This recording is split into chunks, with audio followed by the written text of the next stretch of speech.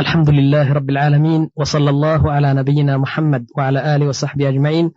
هذا الشريط الثاني من مهلا لماذا الطلاق باللغة الإثيوبية، وهذا الوجه الأول من الشريط الثاني. نعم እንግዲህ ወንድሞች ምን ስል ነው የቆየሁ ስለ አባትና እናት ስለ አማች ስለ ዘመድ አዝማድ በትዳር ገብተው የሚጫወቱት ጨዋታ ስለዚህ ስናገር ቆየሁ ማለት ነው። ያ اخዋ ما يتعلق بالحمات በአማች የመጣ ነገር እውነቴ ነው ሁሉ አማች አይደለም መጥፎ ብለን የምንሰይማቸው በጣም ከባድ ስህተት ነው ይሄ ነገር እውነቴ ነው። አሰል ታውቃላችሁ እንደማር ወለላይ ሆኑ አማች አሉ እውነቴ ነው። ለምሳሌ ጥሩ አማች ከሆነ ተድዑ ለክ ዱዓ ታረጋለች እና ወተድዑ ለዘውጀቲክ ለምሳሌ እናት የሷ እናት ከሆነች በቃ ልጅቷ ጥሩ ትዳር ይዛ ስታያት በጣም ደስ ይላታል። እንዲያውም የቀንና የሌሊት ህልሟ ልጅቷ ጥሩ ትዳር ይዛ እንድታያት ነው። ለዚህ ዱዓ ታረጋለች እሷ ደሞ እናትህ ደሞ አንተ ልጅዋ ስለሆንክ ደሞ ጥሩ ኑሮና እፎይታ ያለው ከሚስት ኑሮ ልትኖር የማትመኝ እናት የለችምና ዱዓ ታረጋለች። ደሞ የእናቶች አባቶች ዱዓ አላህ ቀጥታ ነው የሚቀበለው እና ሁሉ ጊዜ እውነቴ ነው መጥፎ ናቸው አማት አንበል። እኔ አንድ ነገር ልንገራችሁ ወላሂ በእኔ የተገኘ ነገር አንድ ቅሳ ልንገራችሁ። እሱ ምን ማለት ድሮ ነው እኔ ህፃን ትንሽ በነበርኩበት ጊዜ የኔ የቤታችን እህታችን ታላቋ እህታችን ስታገባ ማለት ነው አገባችና ከዛ ከነበርነው ከተማ ወደ ሌላ ከተማ ይዘዋት ሄደ ማለት ነው። ባልዋ አገባች በቃ ከባልዋ ጋር ሄደች ማለት ነው። طيب ከዛ በኋላ አንዳንድ ጊዜ ይህ ባልዋ ወደዛ ከተማ እኛ ያለንበት ከተማ ለጉብኝት ወይም ለስራ ሲመጣ ሱብሃንአላህ አልዓዚም ከኛ ጋር 2-3 ቀን ይውል ያድር ነበር። እኛ እዛ የምናየው ነገር ከኛታችን የምናየው አጃኢብ እናየው ነበር እውነቴ ነው። اذا جاء زوج اختي والله اقول لكم بصراحه يعني يبيت معنا مثلا ليلتين او 3 2-3 ቀን ከኛ ጋር ያድራል። በዚህ ጊዜ እናታችን ምንም ነገር እኛን አታቀም ትረሳለች እውነቴ ነው። ኢብራሂም የሚባል ልጅዋ ወላ ሰዒድ የሚባል ልጅዋ ኮምፕሊትሊ ትረሳናለች። طيب وتصرف كل وقتها الى هذا الزوج የልጅዋ ባል ሆነው እንግዳ ጠቅላላ ጭንቅላቷና ጊዜዋ ለሱ ትሰጠዋለች። እንዴት አርጋ እንደምታስደስተው ለዚህ 3-4 ቀን እውነቴ ነው ብዙ ተአምር እናይ ነበር። تعد له طعام يفل እውነቴ ነው እኛ አይተነው የማናቅ ምግብ በየአይነቱ ምግብ ታዘጋጅ ነበር ለሱ። طيب وتفرش له فراش ما شاء الله እንዲያው አባቴ ያልተኛበት እንትን ነው የምታዘጋጀለት በጣም ጥሩ ቦታ ታዘጋጀለት ለንቅልፍ ማለት ነው። طيب ولا تسمح لنا ان نتنحنح ብለን እፊቱ ላይ ለማለት ወይም ደግሞ ዝም ብለን ጮህ ብለህ መናገር እፊቱ አትፈቅድልም ነበር። በጣም ነው የምታከብረው ምክንያቱም የልጅዋ ባል ስለሆነ ነው ማለት ይሄ ታሪክ አይደለም እኔ ያየሁት ነው። طيب ያخ እንግዲህ ሐማት የምትባለው ሁሉ መጥፎ አይደለም እውነቴ ነው ብዙ አንዝለማቸው። ላኪን نعم አሉ ሐማት በቃ ልክ እንደ እባብ የሆኑ አሉ። ግን ብዙ ባይሆኑም በጣም ጥቂት ቢሆኑም እውነቴ ነው የሸይጣን እህት የሆነችው ሐማት አለች። ግን ስንት ናቸው በጣት የሚቆጠሩ ከሚሊዮን ከሺ ያሉት። በእነሱ እንግዲህ ሐማትን ማማረር አያስፈልግም። እኔ አንድ ነገር ላስቃቸው እውነቴ ነው ይህ ታሪክ አይደለም የሆነው ነገር ነው። ልጁ እስካሁን ድረስ በህይወቱ አለ የቀሳው ልጅ ማለት ነው። ምን ተገኘ መሰላችሁ በአገራችን ባልና ሚስት ነበሩ በጣም ነው የሚዋደዱ እና 2 ልጆች ወልደዋል። እውነቴ ነው ፍቅራቸው በጣም እንትን ነበር። ከዛ በኋላ አንድ ቀን እናትዋ የሷ እናት ከነሱ ለመኖር ብላ መጣችና ለ5-6 ወር ከነሱ ጋር ተቀመጠች ማለት ነው። በዚህ 4-5-6 ወር ቤቱ ጀና የነበረው ወደ ጀሃነም ወደ ጀሂም ቀየረችው እቺ እናትዋ የሚስቱ እናትዋ ማለት ነው። طيب ከዛ በኋላ ምን ተገኘ መስላችሁ ያኒ ብዙ ንትርክ ብዙ መሳሳብ ብዙ መኮራረፍ ብዙ እንትን መጣ በቃ የቤቱ ሀዋሁ ሁሉ ተቀየረ ማለት ነው። ብላ በቃ በዛም እንትን ሸር ምናምን ያለመች እንትን ያደረገች ባል ሚስቱን እንደሚፈታ አደረገችው ማለት ነው ፈታት ምን ሊያደርግ والله በኃይል ነው ሳይወድ ነው ተለያዩና خلاص እሷ ልጅቷ ይዛ ወደ አገሯ ሄደች እሱ ደግሞ በዚህ አድርጎ ወደ ሌላ አገር ሄደ ከዛ በኋላ ያኒ ጊዜ ሲተካ እሱ ሌላ አገባ ማለት ነው ሌላ ግብቶ እሷም አላህ አለም ምን እንደሆነች በዚህ ሲኖሩ ሰውየው ወደ ሳዑዲ አረቢያ መጣ እዚህ መጥቶ አንድ ጊዜ ምን አደረገ መሰላችሁ 5-6 ጓደኞች ነበሩ አንድ እንትን ነበር ምሳ በልተው እንደዚህ ሲጫወቱ የሱ ትዳር የዶሮ ትዳር የሚያውቁ ሰዎች ነበሩ እዛ ምን አሉት አንተ ወንድማችን አሉት አንተ ከሚስትህ ጋር ኮልክ እንደ ወተትና እንደ ማር ወለላ ነው የነበራችሁ እውነቴን ሁሉ ሰው ስለናንተ ትዳር ሲሰማኮ በጣም ይቀና ነበር ምንድነው ያለያችሁ ሐማት ነው መሰለችኝ ሰዎች ሲናገሩ ሐማቱ ወይም ደግሞ የሷ እናት ስትመጣ ነው የተለያዩ ይህች ሸረኛ ምናምን ይያሉ ይናገሩ ነበር እንዴት ነው ቅሳው ውስጥ ንገረን አሉት ከዛ በኋላ በአማች ነው የተለያየ ነው ምናምን ብሎ ትንሽ ሊያለቅስ እኮ ትንሽ ነው የቀረው ከዛ በኋላ እንዴት ነው እስቲ ታሪኩን ንገረን አሉት ምን አለ መሰላችሁ በጣም ነው ሆዱ ተገላብጠዋል በሽቀዋል ተቆጥተዋል እንደዚህ ምን አለ እሺ እንግዲህ ታሪኩን ልንገራችሁ ግን አንድ ጊዜ ሁላችሁም 5-6 ነው ያለው ሁላችሁም እጃችሁ ወደ ሰማይ እንደዚህ ከፍ አድርጋችሁ እኔ ዱዓ አደርጋለሁ እናንተ ደግሞ አሚን በሉ አላቸው እሺ ብለው ሁሉም እጃቸው እንደዚህ ዘረጉና ከዛ ምን አለ አላሁማ አለ እኔ ይህች እንግዲህ ሙታለች አማቱ ሙታለች እንግዲህ በእድሜያው ሙታለች ይህች የኔ አማች የነበረችው ከመወዳት ሚስት የለየችን እኔ አሁን ላንተ ዱዓ ማደርገው አለ እዛ አቡ ጃህል የገባበት ጀሃነም እዛም አልፈልግም አለ ከዛ በታች ያለው ከዛ የባሰ ጀሃነም ካለ እዛ እንድታስገባት አሚን በሉ አላቸው እንዴት አሚን እንላለን እንዴ መጥፎ እኮ ነው የምትናገረው አሉት እንዴት መጥፎ እናገራለሁ እኔ እኮ በጣም ከመወዳት ሚስት እኮ ነው የለየችኝ والله ጀሃነም ያኒ አቡ ጃህልና አቡ ለሀብ የገቡት ጀሃነም አልፈልግም ከዛ በታች ከዛ የባሰ የጋለ እሳት ካለ እዛ አስገባት አሚን በሉ ታሪኩን ልንገራችሁ አላቸው ኧረ አሚን አንለም توبة بلستي الله يعافيها الله يسامحها عفو بلات ጌታዬ ብለህ ዱዓ አርግ እንጂ ይሄማ ጥሩ አይደለም አሉት እና እሱ ማለት እኔ እንግዲህ ታሪኩ አልነግራቸውም ምንድነው ይመስላችሁ ትዛለው በቃ የነበረው ከሚስቱ ጋር ጀና አማች መጣን እንደዚህ እና እውነቴ ነው ምንድነው ይህች ተገኘች ማለት እኮ ሁሉ አማት መጥፎ ማለት አይደለም والله اقول لكم እኔ ብዙ ታሪክ አለኝ ስለዚህ አማች ያኒ አማች ለወንድ ያኒ ለባልዋ ለልጅቱ ያኒ ለሚስት ለልጅቷ ባል የምታደርገው እጇ ቆርጣ የምትሰጠው አማች አለች በጣም እውነቴ ነው ስለዚህ በጠቅላላ አነጋገር እህቶች ወንድሞች ጎረቤቶች ወዳጅ መስሎ ጠላት አማች ወይስ እናት ወይም የሷናት ሁላችሁም ባልና ሚስት መለያየት እውነቴ ነው በጭንቅላታችሁ ማሰብ የለባችሁም እንኳን በምላስና በእጅህና በእንትኑ በተግባር በድርጊት ልታደርግ ሆነ በጭንቅላት ራሱ ማሰቡ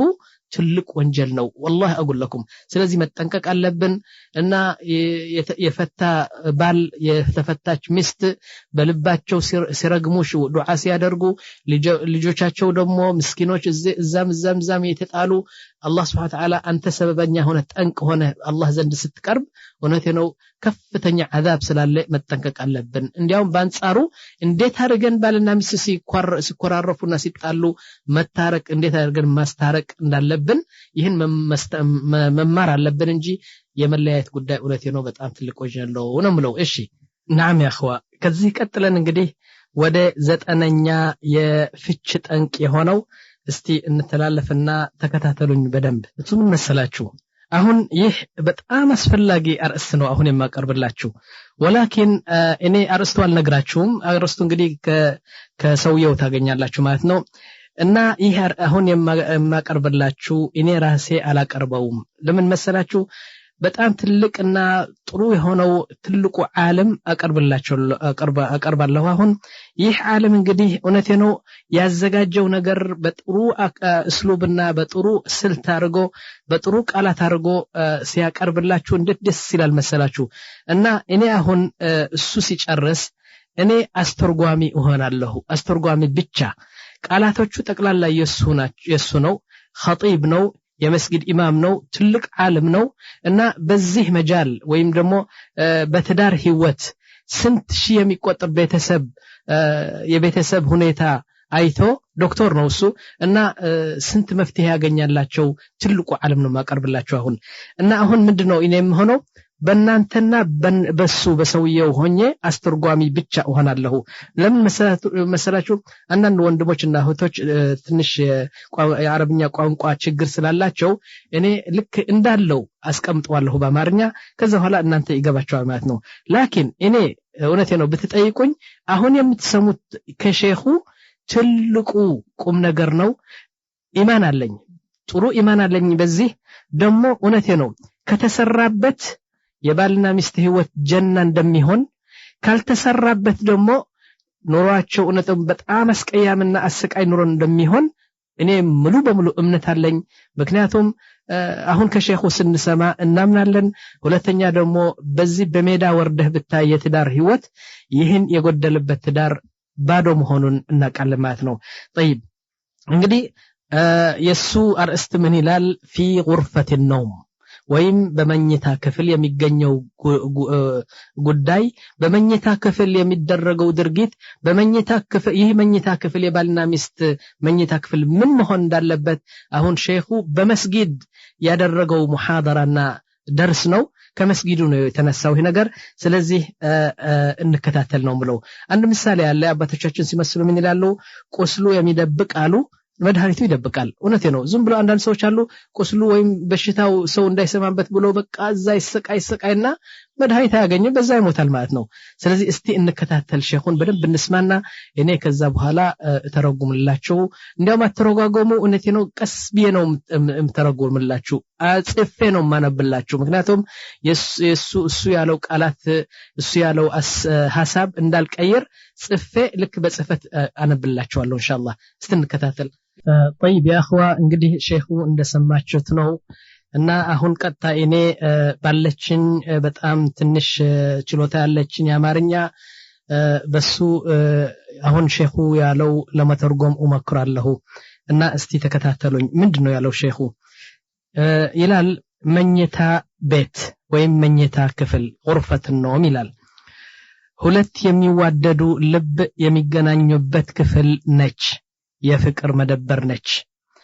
አንተ ባል በሚስትህ ልብ ውስጥ ጥሩ ወንበር ጥሩ ቦታ አግኝተህ የሚስትህን ልብ በቁጥጥርህ ስር ልታደርገው ከፈለክ የዚህች ክፍል ሁኔታ አሳምር አስተካክል አንቺ ደግሞ ባልሽ ልክ እንደ አንዲት ብጣሽ ተልጅ ወይም በረዶ በሙቅ ውሃ ገብታ እንደምትሟማ ባልሽ እንደሷ በእጅሽ ሊሟማ ከፈለግሽ የዚህች መኝታ ክፍል ጤና ጠብቂ ባልሽ ባልጋ ላይ ልትሆኚ የሚጠብቀው ሁኔታ ችላ አትበይ ይላል ባልና ሚስት የሚተኙበት ክፍል በባልና ሚስት የሚደረገው የግንኙነት ወይም የግንኙነት ሁኔታ በጣም አስፈላጊ መሆኑን ያወቅን ግን ብዙ ሰዎች ይህንን ነገር ይስታል ችላ ይላል ይህን ያህል ሚዛን አይሰጠውም አንዳንዶቹም ደግሞ በጅሁል ለዚህች ክፍል የሚገባት ሁኔታና ድርጊት አይሰጧትም ቀጥሎ ምን ይላል ሼኹ እንዲያውም ክፍል የሁለቱም ባልና ሚስት ልብ የሚያርፍበት ጀና ነች ይላል ግን ብዙ ሰዎች ጀና የሆነ መኝታ ከማድረግ የመሳሳብ የመሰዳደብ በቀን ተደጉሎ የነበረው ቂም ማንሳት በመኮራረፍ ያበጠ ልባቸው በመኝታው ክፍል ያወጡታል የፍቅር የፈገግታ የመሳሳም የመተቃቀፍ ክፍል ከመሆንዋ ሌላ የጦር ሰፈርና የታመመ ልባቸው የመጋጋል ቦታ አደረጉት ይላል አንዱ ምን ይላል 17 ዓመት ከሚስቴ ትክክለኛ ደስታ ተደስቼ አላውቅም ሁሉ ጊዜ ራስ ምታት የሚያመጣ ሁኔታ እንኖራለን ይላል አንዷ ደግሞ ከባሌ 1 ዓመት ሆነዋል ሴት የምታገኘው እርካታ አግኝቼ አላውቅም ትላለች የራሱ እርካታ ብቻ ስለሚያስብ በጣም ነው ምጠላው ትላለች አሁን እንግዲህ ተከታተሉኝና ይህች የመኝታ ክፍል የጀና ክፍል ልናደርጋት እንሞክራለን ብሎ ቀጥሎ ሼኹ ምን ይላል ቁርፈት النوم ወይም የመኝታ ክፍል ይላል ባንተ አስተያየት ምንድነች ናም መከዳና ምንጣፍ ብርድ ልብስና አንሶላ ብቻ ነች እንደዚህ ከሆነማ ወደዛች ክፍል የምትሄደው እንቅልፍ ሲመጣብህና ድካም ሲሰማህ ብቻ ነው ይላል ይህች የመኝታ ክፍል በነዛ ደስተኞች የሆኑ ሰዎች እንደዚህ አይደለችም ይልቅንስ ይህች ክፍል ብዙ አበባዎች የተነጠፈባት ጥሩ ሽቶ የፈሰሰባት ባልና ሚስት ፍቅራቸው በተግባር የሚያሳዩበት ክፍል ነች የመኝታ ክፍል የመተቃቀፍ የመሳሳም የሁለቱም አይን የሚነጋገሩበት እጅ በእጅ የሚጨባበጡበት ነች የዱንያ ጀና ተብላውን ትጠራለች በመጀመሪያ ባልና ሚስት የሚተኙበት አልጋ አንድ ወደ ዒባዳ የሚወስድህ በር ነው ምክንያቱም ባልና ሚስት በዛች ክፍል አላህ ያዘዘውና አላህ የፈቀደው ቅዱስ ድርጊት ለማድረግ ነው የሚገቡ አው የነፍስ እርካታ የሚፈጽምበት ክፍል ብትሆንም ነቢያችን ሰለላሁ ዐለይሂ ወሰለም አንድ ሰው መጥቶ ከሚስትህ ጋር የምታደርገው የስሜት እርካታ የስጋ ግንኙነት በዛ ጊዜ የምታፈሰው የስሜት ፈሳሽ አላህ አጅር ያስብብሃል እንደ ዒባዳ ይቆጥርልሃል ብሎ ሲጠይቃቸው ነቢያችን ሰለላሁ ዐለይሂ ወሰለም ደግሞ አው በህገወጥ የሆነ በማይፈቀድበት ብልት አፍስሶ ቢሆን ወንጀል ይቆጠርበት አልነበረም ወይ ብሎ ሲጠይቁት እና እሱ አው ወንጀል ይታሰብበት ነበር አለ ነቢያችን ሰለላሁ ዐለይሂ ወሰለም ደግሞ ልክ እንደዛ በሐላል ቦታ ስላፈሰሰው አጅር አለው እንጂ ሰደቃ ነው እንጂ ብሎ መለሱለት ቀጥሎ ሼኹ ምን ይላል ያልጋው ሁኔታ የሚገርም ነው ቀኑን በሙሉ በድካም በሐሳብ ሰፈር የነበሩት ባልና ሚስት እዛች ክፍል ሲገቡ ልክ እንደ አንድ ውበት ያለው መናፈሻ ወይም ጋርደን የሚገቡበት ክፍል ነው ይላል ወላሂ ይላል ሼኹ ወላሂ የአዱንያ መራራ የሆነውን ኑሮና ሐሳብና ጭንቀት እርግፍ አድርጎ የደስታ ሰዓታት ተብላ የምትጠራው ጊዜ በዚህች ክፍል ብቻ ነው የምትገኘው ይላል يقول النبي صلى الله عليه وسلم ነቢያችን እንደዚህ ይላሉ الدنيا متاع الدنيا እኮ የደስታ ብዙ ደስታ አላት ብዙ የሚያምር ነገር አላት ብዙ ጣፋጭ ነገር አላት الدنيا وخير متاعها المرأة الصالحة إذا نظرت إليها سرتك ደግሞ ከጣፋጩ በአዱንያ የሚገኘው ጣፋጭ የሚባለው ነገሩ ከፍተኛ ቦታ ያዘና ከፍተኛው እንትን ያለው ጥሩ ሚስትና ቆንጆ ሚስትና ስታያት ደስ የምትል ሚስት ስታገኘው ይላል طيب ከሰሩበት በዚህች ክፍል ጠብ ወደ ፍቅር የሚቀየርበት በመኮራረፍ ወደ መተቃቀፍ ኮስተር ማለት ቀርቶ ወደ ፈገግታ የሚቀየርበት ክፍል ነች የሱና የስዋ ሁለት አይኖች ድምጽ በሌለው ቋንቋ ሲነጋገሩ ሁለቱም ከንፈር ሲሳሳሙ የሁለቱም እጅ ሲጨባበጡ የስዋም የሱም እንባ ሲፈስ ከዛ የተነሳ ስሜት ሲገቡ ይታያል ይላል ሼኹ የመኝታ ክፍል በሌላ ቦታ መፍትሄ የታጣለት የባልና ሚስት ችግር መፍትሄ የሚገኝበት ቦታ ነው ይላል طيب غرفة النوم ወይም መኝታ ቤት የእርሻ ቦታችን ነው ሙስጠፋ ልጃችን አህመድ ልጃችን ፈትሂያና ፋጢማ የሚባሉ ልጆቻችን ዘርተን ያመረትንበትና ያበቀልንበት ቦታ አይደለም ወይ ዶክተሮቹ ይህች ክፍል በሽታ የምታደንበት ጣፋጭ መድኃኒት የሚገኝበት ቦታ ነች ይላሉ ዶክተራ ማርታ ዶስ እንደምትለው በህክምና ረገድ በጥናት የታወቀ በዚህች ክፍል ደስተኞች የሆኑ ባልና ሚስት ከሌሎች ሰዎች የበለጠ የሰውነት ጤና እንዳላቸው አረጋግጣለች በዚህ نعم ብዙ የሰውነትና የአእምሮ በሽታዎች ምንጭ የሆኑ በዚህች የሚጠና በነዚህ በሽታዎች የሚጠቁ ሰዎች በዚህች ክፍል ደስተኛ ባልሆኑ ባልና ሚስት ብቻ ነው ትላለች ናም ከዚህ በላይ ደግሞ ይህች ክፍል ሰላተል ሌል ባልና ሚስት እርስ በርሳቸው አንዱ አንዱን እየቀሰቀሰ አብረው ሰላተል ሌል የሚሰግዱበት ክፍል ነች በማለት ንግግሩ ሲጨርሽ በመጨረሻ ምን ይላል በመጨረሻ ይህን ሁሉ ያልኩት ይገባቸዋል ወይ ብሎ ሼኹ በዚህ ንግግሩ ይጨርሳል ማለት ነው እና በጠቅላላ ወይም ባጭሩ ሼኹ ያለው ትርጉሙ ይህ ነው ምለው ስለዚህ እውነቴ ነው እኔ ይህን ነገር እንግዲህ አሁን ሌላ የሚጨምርበት ነገር የለም የሚቀንስበት ነገር የለም ሁሉ ما في الامر ምንድነው ምለው እውነቴ ነው يعني ይህ ነገር እውነቴ ነው ችላ እንበል ምክንያቱም الحياه الزوجيه የትዳር ህይወት ሲባል يعني ህብረሰረሰሩ ወይም ደግሞ የማቆሚያው ምሰሶው ባልና ሚስት ደስ ብሏቸው ሲኖሩ ነው እና የደስታ ትልቁ የደስታ ነገር ደግሞ يعني ገንዘብ ሊሆን ይችላል ዲን ሊሆን ይችላል አእምሮ ሊሆን ይችላል ለምሳሌ መልክ ሊሆን ይችላል ብዙ ነገር ሊሆን ይችላል ግን ባልጋ ውስጥ ወይም በቁርፈት ነው የሚደረገው ድርጊት በቸልተነት ማየት እንዳለብን እና በጣም አተኩሮ እንድንሰጠው የሚያስፈልግ መሆኑን ሼኹ እንደገለጸው በዚህ ትርጉሙ እንትን ይላል እና ዘጠነኛው የፍች ጠንቅ ብለን የምናስበው ይህ ነገር ሲታጣ ነው ብዬ አሁን ወደ አስረኛ ጠንቅ ላስተላልፋችሁ ናም አልহামዱሊላህ ረብል ዓለሚን ያ اخዋ አሁን ወደ አስረኛ የፍች ጠንቅ ብለን ስትንሂድ هناك نعمتان ሁለት ጸጋ ሁለት ንዕማ አሉ ብዙ ሰዎች እኮ ነው አተኩሮ አያዩዋቸውም እነዚህ ሁለት ንዕማ ደግሞ እነዚህ ሁለት ንዕማ ወይም ሁለት ስጦታ የአላህ ስጦታ አላህ Subhanahu Wa Ta'ala በችሎታው ገና ባልና ሚስት ሲጋቡ በዛ ሌሊት አላህ የሚሰጣቸው ሁለት ትላልቅ ንዕማ አሉ እስቲ ምንድናቸው እነሱ يقول هناك نعمتان أوجدهما الله بين الزوجين منذ زواجهما يعني ሲጋቡ ጀምሮ الله سبحانه وتعالى እነዚህ ሁለት ንዕማ ይሰጣቸዋል وهذين النعمتين نعم ደግሞ እነዚህ የአላህ ስጦታ ስለሆኑ በምንድነው የሚጠፋሉ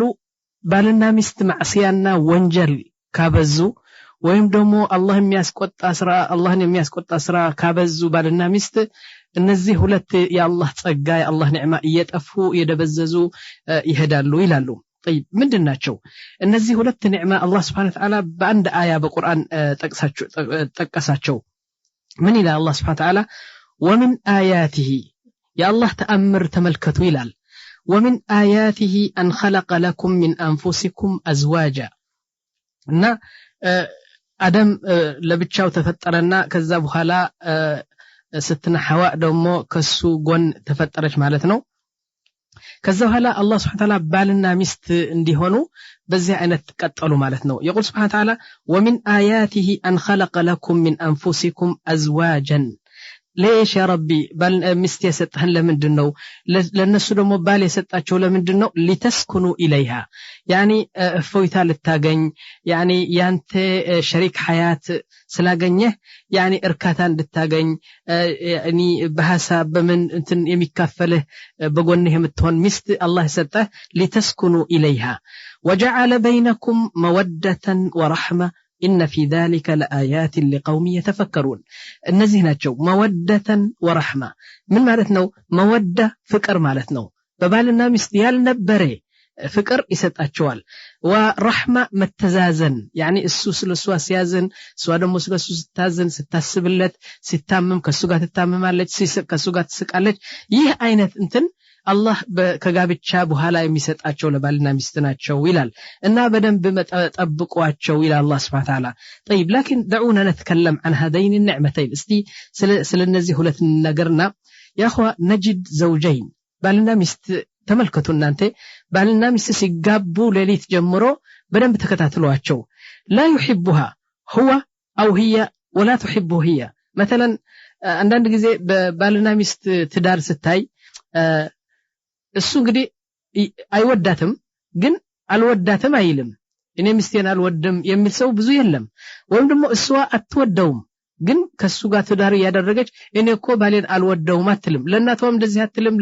በቃ ይሄ ነገር በልብ የተደጎለ ነው እና እሷ ብቻ ነው የምታውቀው እሱም እንደዚህ ነው ثم እንደዚህ ይያሉ ይወልዳሉ ይዘምዳሉ ይቀጥላሉ ومع انه لا يحبها لكنه يكرمها አይወዳትም لكن ያከብራታል ስትታመም በቃ በጎኗ ሆኖ ያስታምናታል ደሞ ከሷ ጋር ይስቃል ይጫወታል የጠየቀችው ነገር ያመጣላታል ማን አይወዳትም ግን ይሁን ሁሉ ያደርግላታል ለምን طيب انت تقول لا يحبها አይወዳትም ትላለህ እንዴት እንደዚህ አድርገው ያከብራታል ይታዘዛታል እንዴት አንድ ሰው ሳትወደው እንደዚህ ታረጋዋለህ ይላል الجواب መልሱ ምን መሰለህ هما يعيشان بالنعمة الثانية ፍቅር የላቸውም لكن በሁለተኛው ኒዕማ ነው የሚኖሩ ምንድነው ሁለተኛው ኒዕማ الرحمة الله ምንድነው ያለ يعني مودة ورحمة يعني وجعل بينكم مودة ورحمة ፍቅርና መተዛዘን አላህ በልባችሁ አስገባ ይላል አይደለም ፍቅሩ ሲጠፋ ረህማ ይመጣል በረህማ ይጓዛሉ ማለት ነው طيب እንዴት አይነት ነው ፍቅር የሌለው ቤት ጥሩ ኑሮ ሊኖር ይችላል ወይ ለጥሩ ኑሮ ሊኖር አይችልም ግን ይኖራሉ ግን ፍቅር የሌለው ጥሩ ኑሮ ሊኖር والله በዲን ብቻ ሳይሆን አቅላችን ብንጠይቅም ጥሩ ኑሮ ሊኖር እንዴት ከምትወደው ነው ጥሩ ኑሮ የምትኖረው እንጂ ከምትጠላው እንዴት እንትላለህ لكن ልጆቹ ሊያድጉ ስለሚፈልግ አላህ Subhanahu Wa Ta'ala ያቺ ረህማ የምትባለው ሁለተኛ እሱ አምጥቶ ይኖራሉ በዚህ ማለት ነው طيب يا اخوا አንድ ሴት እኮ ከወደድካት እውነቴ ነው ከወደድካት የሁሉ ነገር በሷ የመጣ ተወደዋለህ ከተናገረች ደስ ይልሃል ዝም ካለች ደስ ይልሃል طيب مهما تلبس የፈለገውን ልባስ ان شاء الله ابو جديد بتلبس ان شاء الله يعني من ልበላችሁ ግርባ ብትለብስ የፈለገውን ልብስ ብትለብስ ደስ ይልሃል ምክንያቱም ተወዳታለህ طيب ከአንድ ነገር ከወሰደች ደስ ይልሃል አንድ ነገር ካስቀመጠች ደስ ይልሃል ከሄደች ከመጣች ደስ ይልሃል ሁሉ ሁነተዋ ሐረካት ሰከናት በሙሉ የሷ ነገር ደስ ይልሃል ምክንያቱም ተወዳታለህ ወንዴው እንደዚህ ነው እሷ በደንብ ከወደደችው እውነት ነው የፈለገውን ነገር መጥፎ ብታይለት ስለምትወደው ብዙ እንትን አትልም طيب لذلك يا اخوا አንድ ከሳሊሖች አንዱ ነው አንድ በጣም የሚወደው ጓደኛ ነበረው ሁለቱም ዑለማ ናቸው ሳሊሖች ናቸው እና ይዋደዳሉ አንድ ቀን ይህ ሳሊህ በአንዲት ድንጋይ ቁጭ ብሎ ነበር ይህች ድንጋይ ለአንድ ሰው ብቻ ነው የምታስቀምጠው ቁጭ ብሎ ያለ ጓደኛው የሚወደው እንትን ሰውየው መጣና ከዛ በኋላ ሰላም አለይኩም አለው ሰላም አለይኩም ወራህመቱላሂ ወበረካቱ ናስቲ ከኔ ጋር ቁጭ በላለው ከዛ ጓደኛው ምን አለ ረባከ የኔ ወንድም ይህችማ ለአንድ አይደለችም ለአንድ ነች ለሁለት አትበቃም ይህች ድንጋይ የተቀመጥካት ድንጋይ አለው ምን አለው መሰለ ሱብሃንአላህ አለው ያ አኺ አለው هذه ይህች ድንጋይ የተቀመጥኩባት ድንጋይ للمتحابين ለተዋደዱ ሰዎች هي مثل الدنيا ልክ እንደ ዱንያ ነው ስፋትዋ ለሚዋደዱና ለሚፋቀሩ አለው والدنيا بأسرها الدنيا ደሞ በትልቁ الدنيا للمتباغضين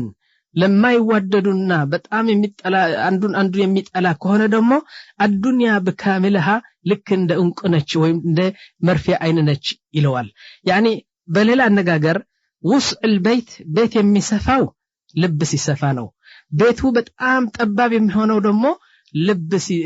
يعني ሲጠብ ነው ማለት ነው እውነት እኮ ነው ይሄ ነገር والله اقول لكم ከማትወዳት ሴት በቤት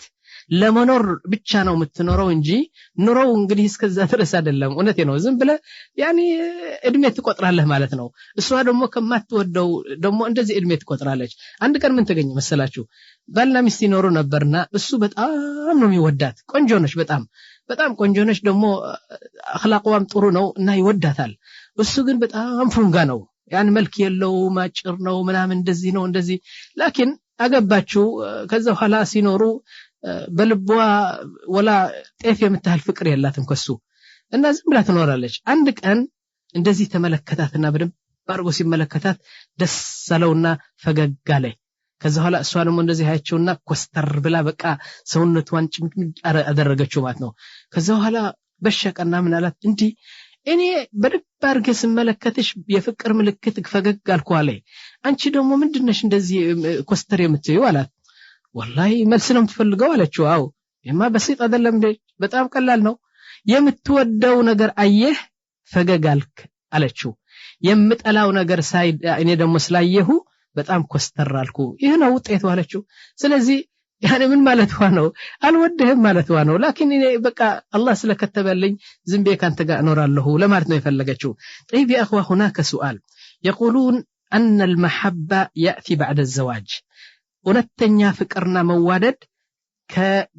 ከሰርግ ከጋብቻ በኋላ ከተጋቡ በኋላ ነው የሚመጣ ይላሉ ይህ ትክክል ነው ብሎ ይጠይቃል ናም ይህ ትክክል ነው እና ብዙዎቹ አብዛኞቹ እንኳን ባንልም ትክክለኛ ፍቅርና ሁለተኛ ፍቅር ከጋብቻ ወይም ከተጋቡ በኋላ የሚመጣ ነው ለምን ይህ ቁርአን ራሱ እንደዚህ ነው የሚለው شوفوا لكن ሁሉ ፍቅር ከጋብቻ በኋላ ነው ለማለት ብለን አንቆርጥም አንዳንዱ ማለ ከዛ የሚመጣ لكن ليس كل بيت نعم بدأ بالحب ሁሉ በፍቅር የጀመረ ትዳር አይደለም ለምሳሌ እኔ ሚስቴን ሳገባ ወይም አባቴ ወይም አያቶቻችን አባቶቻችን በሙሉ ሚስታቸው ሲያገቡ አፍቅረው مثلا ከጋብቻ በፊት አፍቅሯት በቃ በልቧ ገባ ዘፈነልች እሷም ትዘፍናለች እንደዚህ በቃ ወደሃለው ተብሎ አብረው ሲዞሩ እንደዚህ ያገባ ብዙ የለም እውነቴ ነው አባቶቻችን ራሳችን እንደዚህ ወደን አይደለም ያገባን لكن بل الحب يا اخوه እውነተኛ ከሆነ ከጋብቻ ከመግባታችሁ በፊት የሚመጣ ጋብ እንትን ፍቅር ወንጀል ፍቅር ነው ትክክል አይደለም አትፍሸቁ ለምን መሰላችሁ ሸርዓው አይደለም لان አንዲት ልጅ ወይም አንዲት ሴት ከማግባትህ በፊት ልታያት እንኳን ያልፈቀደው ሸርዑ እንዴት ልታፈቅራት እንትን ይላል ይፈቅዳል ማፍቀር ማለት እኮ አይተሃት ደስ ስላለች እሷ ደግሞ ስላየች ደስ ስላልና ተነጋግራችሁ በሳቅ በፈገግታ እንደዚህ በቃ በፍቅር ላይ ወደቀ እሷም በፍቅር ወደቀች ይሄ ነገር በእስልምና ይፈቀዳል ወይ አይፈቀድም እና ሴት ሰውነቱ አውራ ነው በሙሉ ፊቷን ለማየት ያልፈቀደልህ እንዴት በፍቅር ልተሳሰሩ አላህ ይፈቅድልሃል እና ህግ ያለበሰ ነው ከጋብቻ በፊት ያለው ፍቅር لكن ካለ ሊሆን ይችላል طيب اذا انا اقول لكم لكن اكثر الناس محبتهم ياتي بعد الزواج አብዛኞቹ ሰዎች ባልና ሚስት ከጋብቻ በኋላ የሚመጣ ፍቅር ነው ደግሞ የተቀደሰ ፍቅር እሱ ነው ለምን መሰላችሁ هذه الايه نفسها يقول سبحانه وتعالى وجعل بينكم مودة ورحمة ከተጋባችሁ በኋላ አላህ Subhanahu Wa Ta'ala እነዚህ ሁለት ስጦታ ይሰጣቸዋል አንዱ ፍቅር ነው ከተጋባችሁ በኋላ እንጂ ከመግባቱ አይደለም በፊት አይደለም ስለዚህ ፍቅር እሰጣቸዋለሁ መተዛዘንም እሰጣቸዋለሁ ይላል يا اخي تصوروا معي ከነጋ በደንብ ተከታተሉ امرأة لم ترى هذا الرجل الا 5 دقائق ለምሳሌ የገሌ ልጅ እፈልጋታለሁ ትላለህ አይደለም እሺ እንግዲህ አባቷ ይጠየቃል እሺ እስቲ ይተያዩ ይባላል ልጅቷ ተመጣና ፊትዋን ከሽፋ አባቷ ወይም ወንድሟ ከሷ ጋር ቁጭ ይላል አንተ ደግሞ መጥተህ 5 ደቂቃ 10 ደቂቃ ታያታለህ እና ቅሽራ ሽፋን ብቻ ነው ያየኸው አሁን ውስጥ ምስጢሯ ምንም አታውቅም አይደለም እሷ ደግሞ 5 ደቂቃ 10 ደቂቃ ታያለች خلاص ደስ ብሎኛል ትላለች እንግዲህ ኒካህ ይታሰር ይባላል በዚህ አይነት አይደለም የሚገባ አብዛኞቹ ሰዎች طيب وهكذا نظر إليها وهكذا نظرت إليه فإذا بعد الزواج والله سبحان الله كتقابوا بهالا كأند سامت كأند ور كأند عمت بهالا بالناي بتأهم أين انديت يمثل فكرتها الله بهولتهم طيب لمثالي مجمرة ستاقباو أتاوكوهم ونتنو ادميو 25 كونه 25 عمت أيتاو التاكم لكن مجمرة سيقنانيو يلال نعم تقول هذه البنت تكشف له عضو من جسدها الذي لم يره ولا يستطيع أن يراه لا أبوها ولا أمها أباتوا ويم إناتوا ليايا ويم ما يتشلي أكلوا كفل كفتا تفضل تلوالج ستوالج السوقات يا يجو عند قماش ساعتنا أهون تقابو بمجمرة لليت ها أمست أمت أباتوا مجرسو يالايو عورة يأكلوان كفل كفتات ستوالج طيب ثم تسمح له أن يفعل به كيف يشاء عند فلك كارغو بلا دموت ستوالج تمام عورة مالتنا من هذه الليلة كزيج ليلة جمرو تقول له كل أسرار يالو يلبوا سر مستير تنقروالك يالو يلبوا سر مستير ينقراتال بقى عند أكالي هنا له كيف متأيه مودة ورحمة الله سبحانه وتعالى يسكمت أو فكرنا متزازن اسنو ميسراو يالو طيب وهكذا تمر السنين الطويلة 10 عامات 15 عامات بزي عينت يهدالو عدلم ثم هذه المحبة دمو يهيج فكر እንደዚህ አትኖርም ሰው እንደሚያርጅ ፍቅርም ያረጀ እየደከመ ይሄዳል تبدا تضعف ይህ ፍቅር እየደበዘዘ እየደከመ ይሄዳል طيب መጨረሻም ሊጠፋ ይችላል መጨረሻም ፍቅሩ ሊጠፋ ይችላል طيب እንዴት ይኖሩ ሁለተኛው ወታደር አለ አይደለም ሁለተኛው ጦር አንደኛው ክፍለ ጦር ሁለተኛው ክፍለ ጦር ስትንበላቸው አንደኛው ክፍለ ጦር ፍቅር ነው ፍቅሩ ከ10 አመት በኋላ እየደከመ ሄደ ከነጭራሱን ጠፋ እንበል طيب ይበተን ተዳሩ ላ ሁለተኛ ክፍለ ጦር ይሰራል አሁን الرحمه الله ያስቀመጠው በሁለት ልባቸው መተዛዘን መተሳሰብ ልጆች አሉ በመሐከላቸው በቃ በዚህ አይነት ይከባበራሉ እንደዚህ በዚህ አይነት ይሄዳሉ ማለት ነው ولكن الله برحمته تأتي النعمة الثانية ሁለተኛው ኒዕማ اللي هو الرحمة እሱ ይመጣና በደንብ አርጎ ተዳሩን ቀጥ አርጎ ይዘዋል ይላል طيب እነዚህ ሁለት ጸጋ الله سبحانه وتعالى ሲጋቡ የሰጣቸው ፍቅርና መተዛዘን መቼ ነው የሚጠፉ جميع العلماء من ይላሉ እነዚህ ሁለት የሚጠፉ ማዕሲያ ወንጀል ከበዛ በቤቱ እሷ ለምሳሌ በቃ ብዙ ወንጀል አትሰግድም በዲን ታፈዛለች እንደዚህ ስሕር ለማድረግ ትሄዳለች አንድ ወንድ ጓደኛ ትይዛለች ምናምን በቃ ማዕሲያና ወንጀል ሲበዛ የነዚህ ሁለት ጸጋ እየደበዘዙ እየጠፉ ይሄዳሉ ከዛ እሳት ይገባበታል ትዳሩ ማለት ነው طيب إذن فلا بد أن نراعيهما بدن بمتطبق علبن نزي ሁለት الله ጸጋ طيب الآن لو فتشنا يا أخوة كم من الناس تزوجوا على أساس الحب والغرام نعم ስንትናቸው የትዳር ህይወት ያላቸው አሁን አባቶቻችን ወንድሞቻችን በፍቅር መሰረት የተጋቡ ስንትናቸው والله ብዙ አይደለም እኔ የገለ ልጅ ፈልጋታለሁ ሄደህ ትጠይቃለህ በስርዓት በእንትኑ ታገባታለህ እንጂ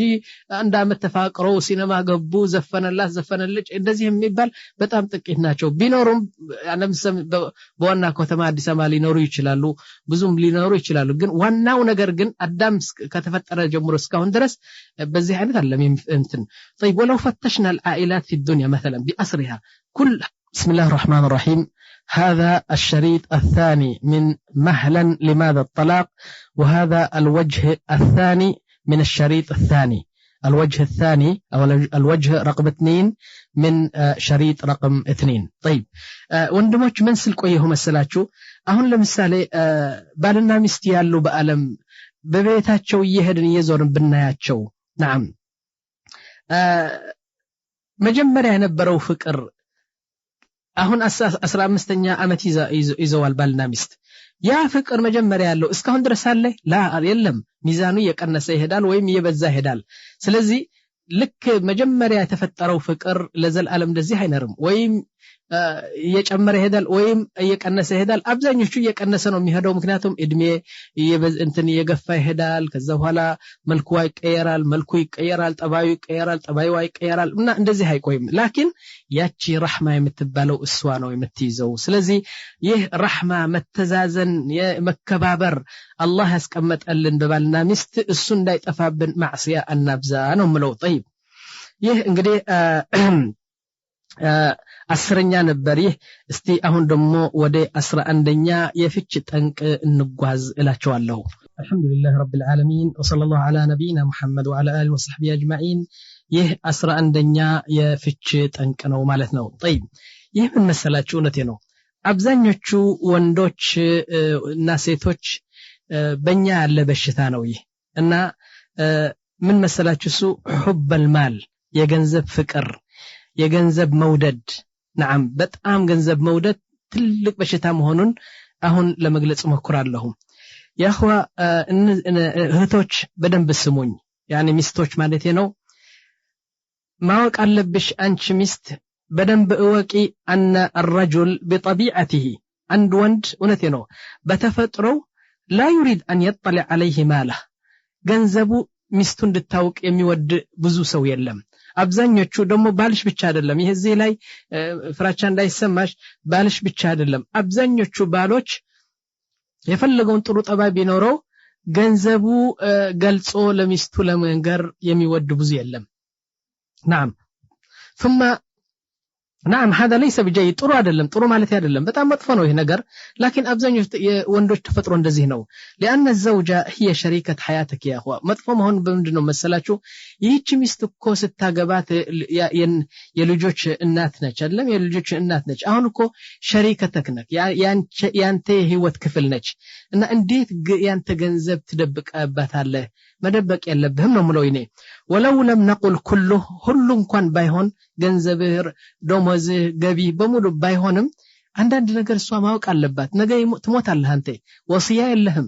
እና ስትሞት የት እንዳለ ገንዘብህ በማን ባንክ ነው ያለው ከማን ጋር ነው ያለው ምንም አይታወቅም ስለዚህ ገንዘብህ እሷ ማወቅ አለባት ሁሉ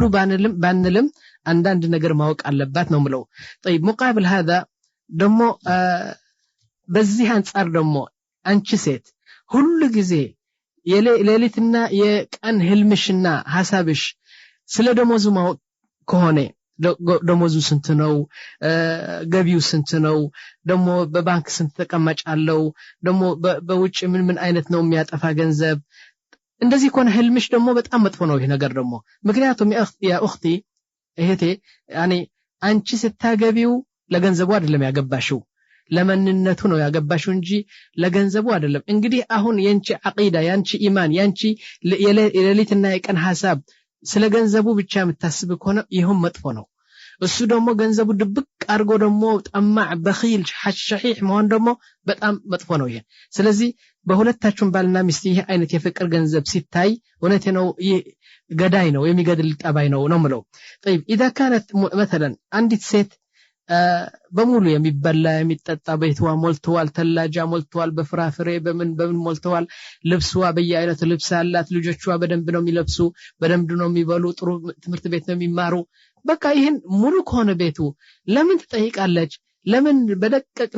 ነገር ስለ ገቢው ስለ ገንዘቡ ስለ ባንኩ ምናምን ለምን ትጠይቃለች ነው ምለው طيب بعدين ደሞ ምንድነው ዋናው ነገሩ መሰረቱ ምንድነው አንቺ ስታገቢው እኮ ለገንዘቡ አይደለም ያገባሽው ይሄ ነው መትከሉ እንግዲህ ዋናው መሰረቱ طيب وهو ايضا لا ينبغي ان يشدد አንተ ደሞ አንተ ባልየው በቃ ይሄ ገንዘብ እኮ ነው በጥረት ያመጣው ነው ብለህ ምንም አይነት እሷ አንድ ብርም ስለ አንድ ብር ማታቀም ስለ አንተ ገንዘብ ይሄን በጣም መጥፎ ነው ነው ምለው طيب حتى بعد الزوجات አንዳንድ ሴቶች አሉ እውነቴ ነው ስለ ባልየዋ ምንም ነገር የምታውቀው ነገር የለም ደሞዙ አታቀም ደሞዙ ደግሞ ስንት ነው ከዛ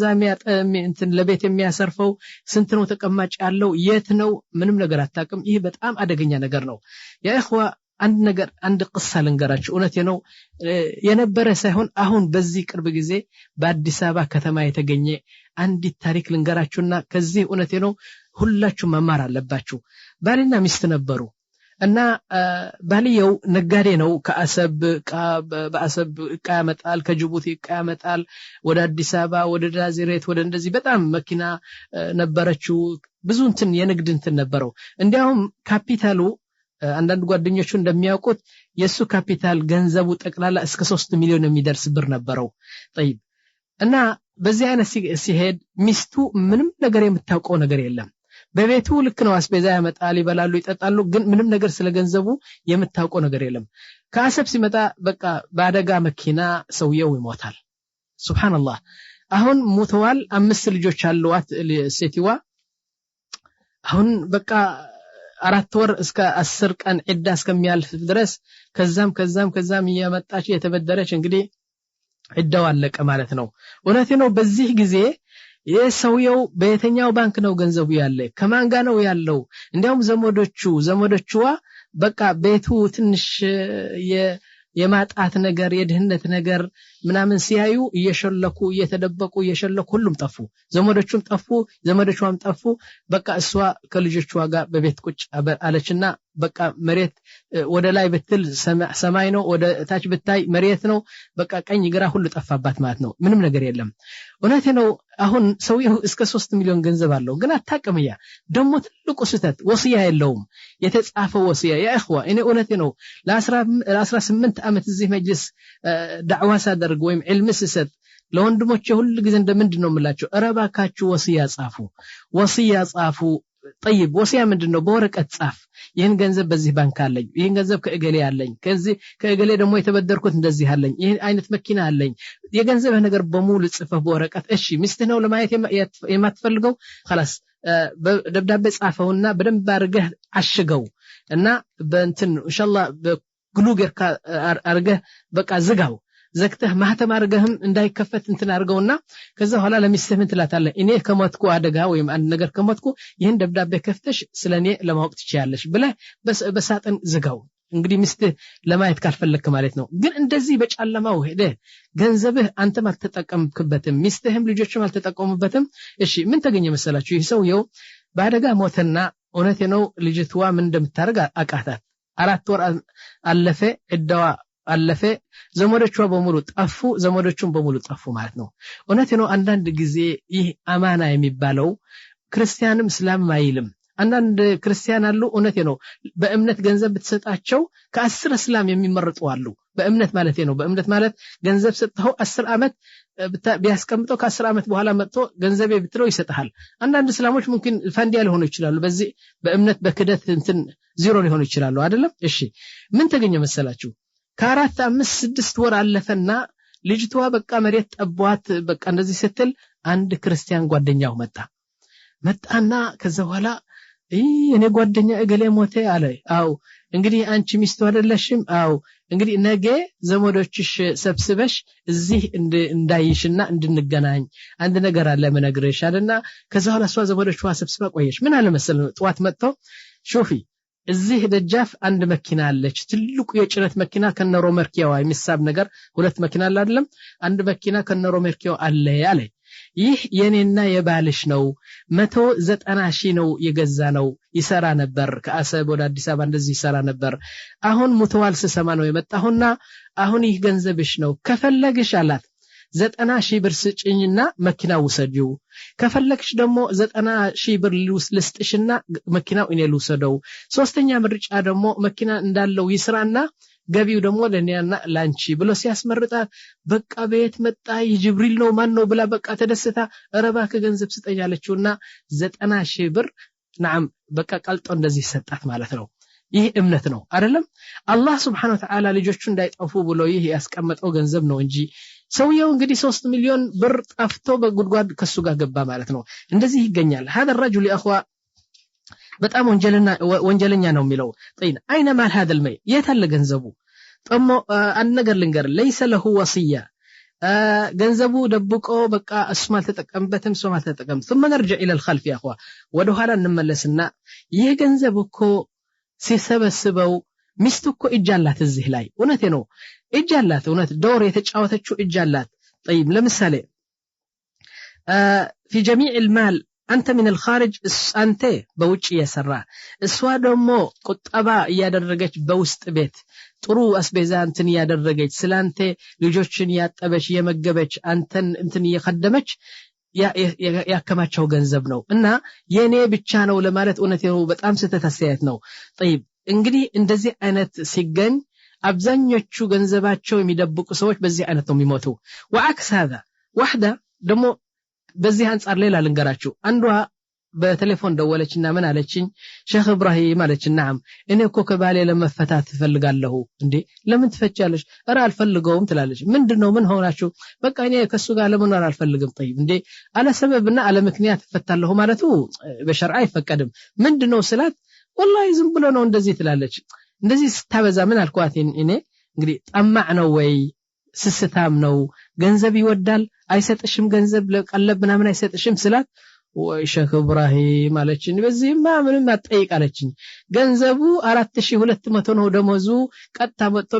በእጄ ላይ ነው የሚያሳርፈው ገንዘቡ ይሰጠኛል እኔ ደግሞ 3400 ለበንዚንህ ለመኪና ለእንትን ምናምን በየሻ እንድትጠጣብ ይሰጣዋለሁ የተቀረው ገንዘብ በእጄ ነው የታባትሽ አልኳት እንግዲህ ገንዘቡ የሚሰጥሽ ከሆነ ደግሞ ለምን ነው እንግዲህ ፍቼ የምትፈልጊው አልኳት ምን ለማለት ነው ያመጣሁት ያ ገንዘቡ ይደብቃል ገንዘቡ ሳይታወቅ ይሞታል ይህ ደግሞ ደልዱል የሆነው በጣም ዝም ብሎ እንትን የሆነ ደግሞ መጥቶ ገንዘቡ ደግሞ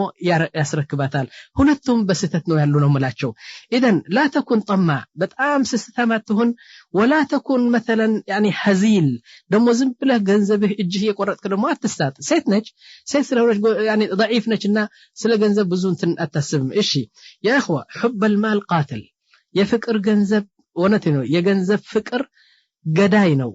በሽታ ነው ይገድልሃል ثم هذه زوجتك يا اخوه ደሞ ይህች ሚስት ነች ያንተ ስጋ አንተ አጥንት ነች አምስት ወልዳቸዋል خلاص አንድ ሆናቸዋል ማለት እኮ ነው ደሞ لا تنسى يا اخوه እሷም እኮ ይሰማታል ይህ ገንዘብ ያከማቸው እኮ ከየት እንዳመጣው ታውቃለች እሷ እና ለ15 አመት ከሷ ጋር ካንተ ጋር ጠራ በመጣር ይሄን ነገር የሰበሰብከው እኮ እሷ እኮ ይሰማታል በዚህ ገንዘብ እኮ እኔ እጅ አለኝ ትላለች ግን ካንተ ጋር ለመናገር አትፈልግም እንጂ እውነቴ ነው በህግ ከመጣን እኮ ይሄን በአእምሮ ነው በሂዩማኒቲ በሐሳሰብ በሎጂክ ከመጣን እኮ يعني እውነቴ ነው አንድ ነገር አላት እኮ እዛ طيب ስለዚህ ምንድነው اذا هذا من اسباب الطلاق يا اخوه ይህ የገንዘብ ፍቅር እውነቴ ነው ትልቁ ትዳር የሚበትንና ኒካሁን በጣም የሚያፈርስ አንድ ትልቅ እንትን ነው ይላለው يا اخوه اخبركم عن عائله الوحيده በዚህ በሳውዲ አረቢያ የማቃት አንዲት ቤተሰብ አለች እሷ ብቻ ነው ማቃት በጀና እንደሚኖሩ አቃቸዋለሁ ናም يقول እሱ ሲናገር ምን ይላል መሰላችሁ ሚስቴ ጉደኛ ነች ይላል እሺ ምንድነው መሰለ ምን ይላል ስለ ጤናዬ ሁሉ ጊዜ ትጠይቃለች አለ ስለ ስራ ሆነታ እንትን ትጠይቃለች ለምንድነው ለምሳሌ ቀን ስገባ ምን ነው ይተቆርክኮ ምን ነው ሙቀት ተሰማህ ወይ ምን ነው ብርድ ተሰማህ ወይ ጤናህ እንዴት ነው እስቲ በዚህ ቁጭ በል ኮቴታ ወጣለች يعني እንደዚህ ታረጋለች እና يعني ይሄን ነገር ሁሉ እንትን ስትል ምን ይላል ሰውየው በጣም እንትን ነው ስለምትወደኝ ይላል ስለ ጤናዬ ትጠይቃለች ስለ ስራ ሆነታ ትጠይቃለች ይላል ولكن لا تسأل يوما عند ቀን ጠይቃት ታቀም ስለ ገንዘቤ ስንት ትወስዳለህ ስንት ገንዘብ አለ በባንክ ምን አለ ምናምን ብላ ስለ ገንዘቤ ጠይቃት ታቀም ይላል طيب لما رأيت هذا ይሄን አይነት ፍቅርና ይሄን አይነት የሚስትነት እንትን ሳያለ በየሳምንቱ በየቀኑ ባለልህም አለ በየወሩ እኔ ደግሞ እጇን እንትን ለመክፈል ስል በየወሩ አንድ ሀዲያ አመጣለሁ ዛሬ አንዲት እኔ ቀለበት ወርቅ አመጣለሁ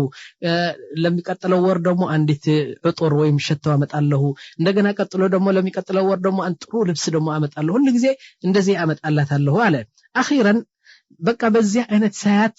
يعني ወርቅ የሆነች ሚስትም ሆነዋን ሳውቅ አለ اخبرته ان لي هذا المال በቃ ራሴ ከፍቼ ይሄን አይነት ገንዘብ አለኝ በባንክ ይሄን አይነት እንትን አለኝ እንትን ይሄን መኪና አለኝ ይሄን አይነት ድርጅት አለኝ ምናምን ብዬ ገንዘብ በሙሉ ከፍቼ ነገርኳት አለኝ طيب ولكن يقول والله لم تتغير شعره يعني ጸጉርን የሚያህል ነገር አልተቀየረችም በጠባይዋ አልተቀየረችም ስለ ገንዘቡ ያለው ፍቅርም አልተቀየረም ልክ እንዳለችው ትቀጥላለች ይላል فلما رايت هذه التضحيه ይሄን አይነት ጠባይ በጣም ወደድኳትና ፍቅር የኔ ፍቅር እየጨመረ ሄደና ይሄን ነገር ሳያለ قلت لها وقررت እና አንድ ነገር ወስኛለሁ አልኳት ምንድነው በአገራችን አንድ ቤት እንሰራለን እና አሁን ቤት የምሰራው በስምሽ ነው ማረገው አልኳት አለ ከዛ በኋላ ተዓጀበት تقول يا زوجي የኔ ባል አለችው እንኳን ቤቱ በስሜ ልታረገው አለች የኔ ስም ካንተ ስም በፊት እንኳን ቀድሞ ሊጠቀስም አልፈልግም አለች ይውላችሁ አነጋገር የኔ ስም ካንተ ስም ቀድሞ እንዲጠቀስ يعني እገሌ እንዲባል ካንተ ስም ቀድሞ እንዲጠቀስም ያልፈልግም እንኳን ቤቱ በስሜ ላ ቤቱ በስም አርገ አላህ ይጨምርልህ እና አብረን ስላለን ሁላችን አይደለም እንዴ ለልጃችን አይደለም ስለዚህ እንዴት አንተ በህይወትህ በስሜ ታረጋዋለህ ስትላለ نعم قال والله اقل فلما سمعت هذا ذبت يعني لك ጨው ወይም ደግሞ አንድ ቅንጣት ተልጅ በረዶ በሙቅ ውሃ አስገብተህ እንደሚሟማ ሟሟሁ አለ واصبحت عندها كعصفور ልክ እንደወፍ እንደዚህ በቃ هزمتني عليه أشنفتشن بطبايوا بدن بأشنفتشن عليه وأخيرا ذهبت إلى البنك إني راسي إجوان يزي ببنك هيتكنا 50,000 ብር بسموا ساتود بسموا كفت كلاتنا ببنك يحيانش نو ولا ينازعوك أحد عند سو بزي إجون مسكبات يلبتن بالهم كمتكم يحيانش ገንዘብ ነው ብዬ 50,000 ብር بسموا كفتكو عليه يا أخوة እንደዚህ የመሳሰሉ አኢላ ብዙ አይገኙም እኔም ማቆ በመምለካ በሙሉ በሳዑዲ አረቢያ ይችን አኢላ ነች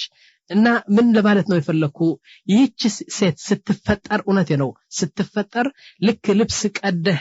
ልክ ያንተን እንትን መጠን እንደምታረገው ይች ስትፈጠር ለዚህ ሰው ብላ ነው የተፈጠረችው እና በዚህ አይነት እውነቴ ነው ጥሩ ትዳር ያሳያሉ አንድ ቀን አንዲት ሴት አለች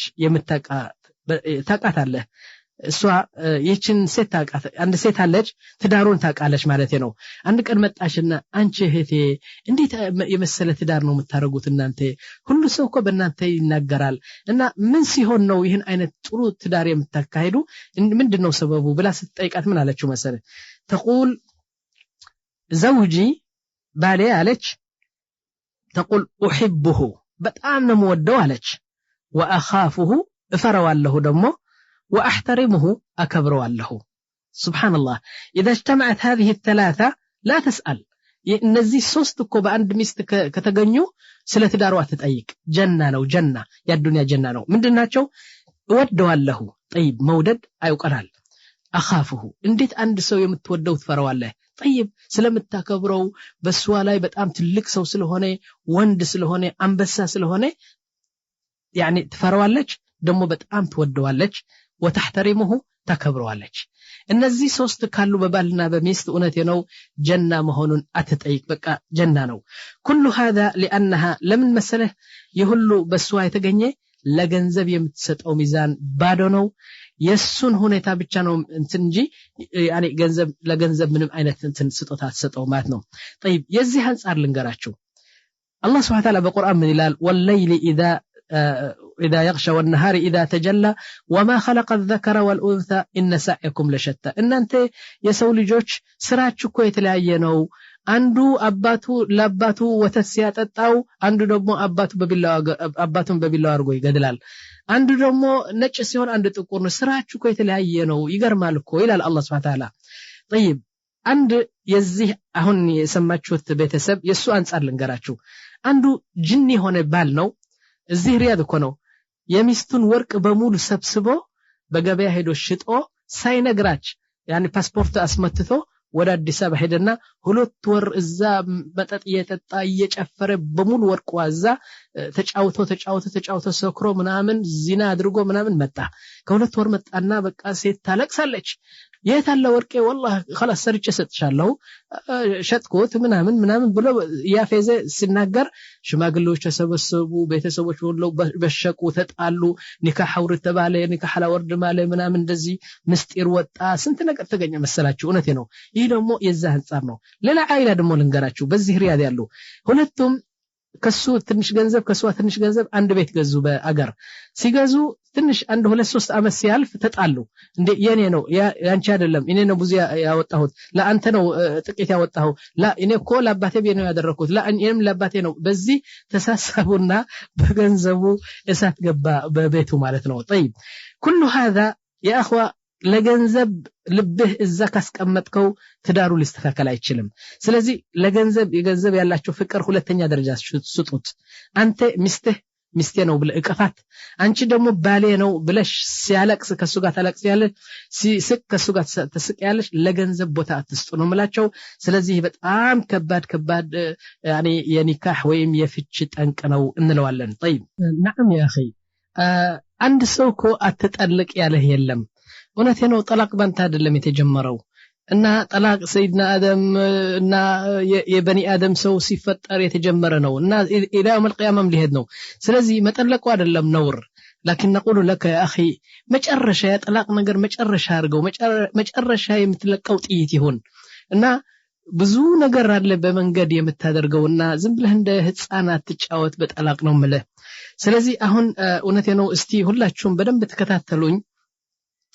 አሁን የምሰጣችሁ ቅድመ ተከተል ዑለማዎች በሙሉ በመጽሐፋቸው ያሰፈሩት ነው እነዚህ አሁን የምጠቅሳቸው 20 ነጥቦች ቶሎ ቶሎ ቢጠቅሳቸዋለሁ እነዚህ 20 ነጥቦች ከተከተልክ እውነቴ ነው حتى لو طلقت بتطلقም መጀመሪያ አትጠልቅም እነዚህ አሁን የምልህ 20 ቅድመ ተከተል ነጥቦች ከተከታተልክ يعني በግብር ካዋልካቸው እውነቴ ነው አትጠልቅም ከጠለቅም يعني ستطلق بما شرعه الله سبحانه وتعالى الله بما ያስቆጣ አይነት ጠላቅ ነው የምትጠልቀው ደሞ እውነቴ ነው ሰውም አይወቅስህም አንተ ራስህም አትወቅስም حتى ቤተሰቦቿም አይወቅስም ምክንያቱም በዚህ አሁን በመልህ ቅድመ ተከተል ከጠለክ ማለት ነው እስቲ አንድ ባንድ ልጥቀሳቸውና እውነቴ ነው አንተ ከሚስትህ ጋር ስትኖር ይሄን መከታተል አለበት ነው ማለት طيب አንደኛ عاشرها بالمعروف በመጀመሪያ እውነቴ ነው የማያስወቅስ ነገር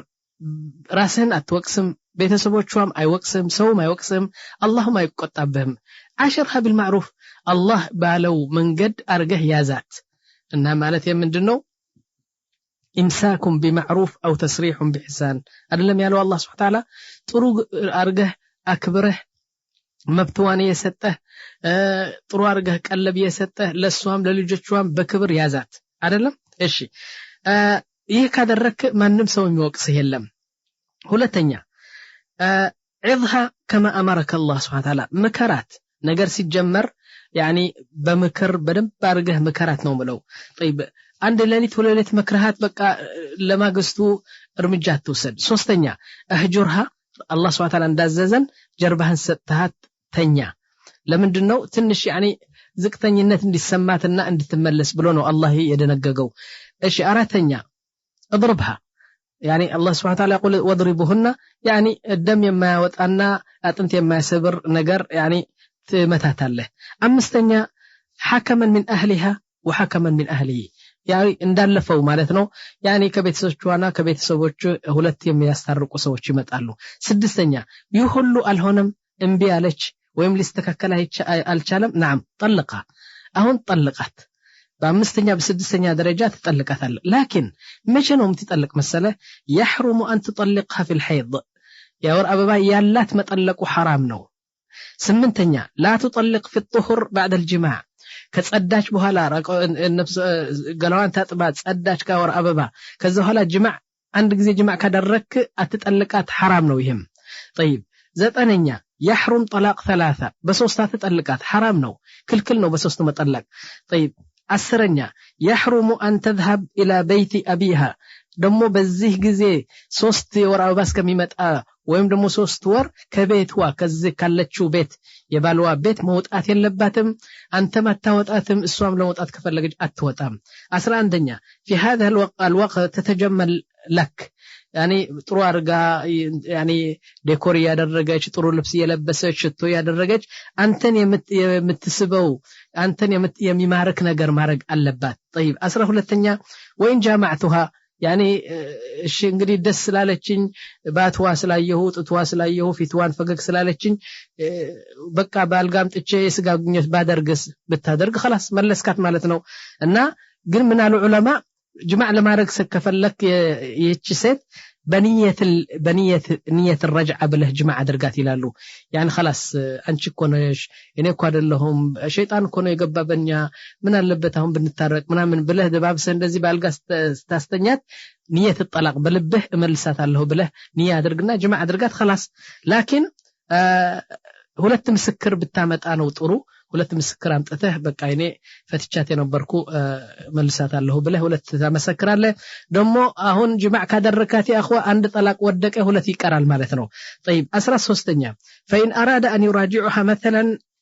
استشهد الشاهدين ሁለት ምስክር يعني ማስመስከር አለበት እንግዲህ ለመመለስ ከፈለገ ማለት ነው እሺ 14ኛ وإذا انتهت عدتها لابد أن يراجعها بعد عقد جديد አሁን ግን 3 ወር አለፈ ወይም 3 ጥሁር ወይም 3 የወር አበባ አለፈ አሁን ዒዳዋ አለቀ ማለት ነው እንግዲህ ሄዶ በቃ ጅማዕ ያደረገ ወይም ሁለት ምስክር አምጥቶ ለመመለስ አይችልም ምክንያቱም ዒዳዋ ስላለቀ ከአባትዋ ጠይቆ መህር ከፍሎ አዲስ ኒካህ አስሮ ነው የሚወስዳት 15ኛ فإذا طلقتها يا اخوه متعها واحسن اليها እና ምንድነው ምልህ يا اخي ይህች ሴት ካንተ ጋር 5 ዓመት 10 ዓመት ተቆየችው እንደ ጠላትና እንደ ትልቅ ጠላት አታስባት በቃ ስትሸኛት ጥሩ ገንዘብ ሰጥተህ ልብስዋ ምናምን ከሷ የነበረ አክብረህ በደንብ አድርገህ መልቀቅ አለብህ ወረበማ هي مثلا የልጆች እናት ልትሆን ትችላለች وكانت يا اخوانا ደሞ ማስታወስ አለብህ እንዴት ነበራችሁ አንዲት አንሶላ እኮ ነው ሁለታችሁም የምትሸፍን የነበረችው ራቆት ስንት ምስጢር የተሰጣታ ስንት ነገር ነው የተገኘ በእናንተ ሁለት ስለዚህ ለምን ትረሳለህ ይሄን አሁን ልክ እንደ ጦርንትና አድርገህ በቃ እንደ ጠላት ማባረር የለብህም አህሲን ኢለይሃ እንዲያውም እውነቴ ነው ሁለታችሁም በቃ እንባችሁ መውጣት አለበት ምን አለበት የኔና ያንቺ خلاص እንትን አላህ ይበቃል ስላለው ነው ሸይጣን ስለገባ ነው ይቅርታ አድርግልኝ ተባብላችሁ መለያየት አለባችሁ እንጂ በቃ ልክ እንደ አንድ ትልቅ ጠላት ማባረር የለብህም ይላል طيب 16ኛ اذا طلقتها لا تقطع اهل بيتها ደሞ ብዙ ወንጀል የሚደረገው ይሄ ነው አንተ እሷን ከጠለክ ከሷ ጭምር ቤተሰቦቿ ለምን ትጠልቃለህ አንተ የፈታሃት እሷ ነው እና ቂም በቀል በቃ ጥላቸው ከቤተሰቦቿ ይሆናል ይሄ እውነቴ ነው የወንድ ስራ አይደለም ይሄ ጠለካት አይደለም አጀል ልክ እንደ አጀል ነው እንደ እድሜ ነገሩ ስላለቀ ጠላቅ ኒካሁን አወረድክ ቤተሰቦቿ ምን አደረጉ እንዲያውም ጥሩ ግንኙነት ማድረግ አለበት ከቤተሰቦቿ ነው ብለው طيب ከዛ በኋላ 17ኛ ኩን አንተ አርሐም بالأطفال አሁን ጠለካት አይደለም ልጆች አሉት ሁለት ልጆች አሉት እና እስቲ አንተ ረሂም ሁን በልጆቹ በስዋ እውነቴ ነው ለምሳሌ ቃዲ ልጆቹ ካንተ ጋር እንዲሆኑ ፈርደዋል በዚህ ጊዜ በቃ አላሳይሽም والله እድሜን በሙሉ ልጆቹን አታይም ምናምን ብለሽ ብዙ ጭካኔ አታሳይ ነው ማለት እማ አጥይሃ والله የበለጠ ልጆችሽ ውሰጂዋቸውና እኔ ቀለብ ሰጥሻለሁ ጥሩ አርገሽ አሳድጋቸው እውነቴ ነው ከሷ ቢያድጉ ነው ጥሩ እናት ነች ደሞ እናት አትችልም በልጆቿ ስለዚህ አንተ አግብተህ እዛ ከንጀራ እናት ከሚያድጉ በቃ ስጣትና ጥሩ ቀለብ ሰጥተህ እስቲ ይደጉ ካልሆነ ግን እውነቴ ነው በየጊዜው እየመጣች በማንኛውም ቦታ በማንኛውም ሰዓት እንድታያቸው እንድትስማቸው እንድትፈቅላት ይሁን طيب 18ኛ الطلاق ليس بعيب يا اخوه طلاق عيب አይደለም فاذا طلقت حاول ان تراجعها በቃ አንድ ጊዜ ጠለቅኳትና ቂያማ ደርሷል خلاص يوم القيامه ደርሷል በቃ ሁሉ በር ተዘጋ አትበል ጠለቅካት አይደለም እንዴ ረጃዓ ደሞ ይባላል እኮ ምን አለበት አስብበት በደንብ አስብና እሷም ታስብበት ከስንት ቀን በኋላ ታረቁ ተመለሱ እና ምን አባባሌ ምንድነው ለመመለስ እንድትመልሳት ብለህ በጭንቅላት አስቀምጥ በቃ አሁን ተጨርሷል خلاص يوم القيامه ደርሷል እኔና እሷ አንገናኝም የሚል አሳሰብ ከጭንቅላት አርቀው ነው የሚለው طيب 19ኛ إياك أن تفشي أسرارها وإياك يا مرأة أن تفشي أسراره ونتنو لسنت عمت أبراتشو يقوياتشو سنت مستيرالاتشو بهولاتاتشو يتنقاقراتشو مستيرالي يادرقاتشو مستيرالي ونتنو كبار وانجلنو يسون مستير كسيتوچو هنا موطات ويمسو دمو كقوادنجوچو هنا يسوان مستير موطات بتام ديومي وندي تبلو اندزيه مارق يلبتن ونتنو سيتم اندزيه مارق يلبتن طيب كذا خلا هاينيو زين تماما بدن بارغه ميزانه استكاكለው አሁን ማን ነው ልታመጣ የምታመጣት ሴት ማን ነች ብለህ ጠይቅ ከሷ በመቶ እጅ ያኒ የበለጠች መሆን አለባት በጠባይዋ በዲንዋ በአኽላቅዋ በመልክዋ በሁሉ ነገር የበለጠች መሆን አለባት እንጂ ይሄችን ተናርገህ ሌላ የምታስቸግርህና ብዙ የምታሰቃይህ ማምጣቱማ እውነቴ ነው ይሄ እንትን አይደለም እና ማን ነው የምታመጣው አሁን ይህች ሴት ያባረርካት ወይም የጠለካት ምን ጉድለት ነበረባት የምታመጣትስ ይህን አይነት ጉድለት ይሟላል ወይ ይህን በደንብ ማሰብ አለብህ ነው ማለት እና ከዚህ በኋላ ይህን አሁን ያልኩ 20 ነጥቦች እውነቴ ነው በደንብ አድርገህ ያኔ ተከታተለህ በግብር ከዋልካቸው እውነቴ ነው አንድ ሰው የሚወቅስህ ነገር አይደለም እሷም ራስዋ ሚስቱ ራስዋ አትወቅስህ ምክንያቱም ምክር ሰጣሃት ጀርባ ሰጣሃት መታሃት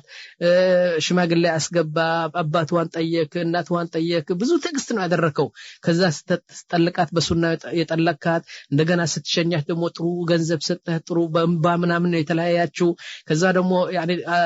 ልጆቹን በደንብ አድርገህ ነው የሰጣት ይሁሉ ካደረክ እውነቴ ነው አንተ ብራስህ ማትወቅስም እሷ ማትወቅስም ቤተሰቦቿ አይወቅሱም ህዝቡ በሙሉ እውነቴ ነው አንድ ሰው ወቅስ የለም በላይ ደግሞ ሁሉ ተተውና አላህ Subhanahu Wa Ta'ala አይቆጣብህም ነው ማለት ስለዚህ መጠለቅ ከሆነ መጨረሻ መሆን አለበት መጠለቅ ሁሉ ነገር ካለፍክ በኋላ ከዛ በዚህ አገባብ ብትጠለቅ ይሻላል ነው ማለት طيب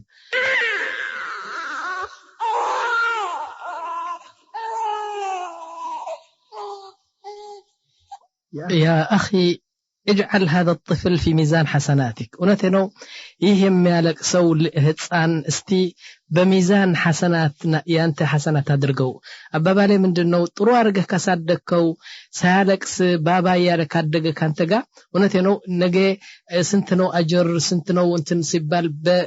ባንተ መጽሐፍ ባንተ አጅር የምታገኘው ልጅ ነው ነው ማለት طيب ደሞ ونتنو እንደዚህ መሰለ ቆንጆ ልጅ ማን ነው የሚያሳድገው አንተ ከጣልከው እውነቴ ነው ማን ነው የሚያሳድገው እናትህ ሴት እኮ ነች ضعيف ነች አትችልም ስለዚህ ምንድነው ምለው خاصة